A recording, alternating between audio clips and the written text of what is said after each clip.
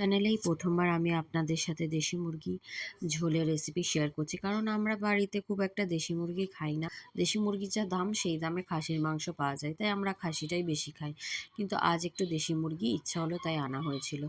এখানে নিয়েছি 1 কিলো মতো দেশি মুরগি, দিয়ে দিলাম অর্ধেকটা লেবু, আদা রসুন বাটা 2 চামচ, 1 চামচ লঙ্কার গুঁড়ো, হলুদের গুঁড়ো, নুন আর অর্ধেকটা লেবুর রস, মানে লেবু নিগড়ে দিয়ে দেবো।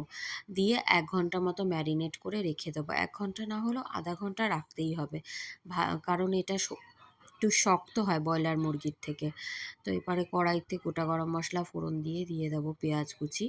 পেঁয়াজ কুচিটা একটু ভাজা হয়ে গেলে, কাঁচা ভাব চলে গেলে দিয়ে দেবো পেঁয়াজ বাটা, দিয়ে দেবো আবারও আদা রসুনের পেস্ট, দিয়ে দেবো একটা বড় গোটা টমেটো কুচি, টমেটো পেস্ট না কুচি দেবো, ঝোলেতে একটু কুচি মানে টুকরো করেটাই ভালো লাগে। দিয়ে দেবো লবণ স্বাদ মতো, দিয়ে দেবো 2 চামচ ধনের গুঁড়ো, 2 চামচ লঙ্কার গুঁড়ো, যেহেতু 1 কিলো মাংস তাই মশলাটা বেশি যাচ্ছে, 2 চামচ জিরের গুঁড়ো, দিয়ে ভালো করে মিশিয়ে নেব।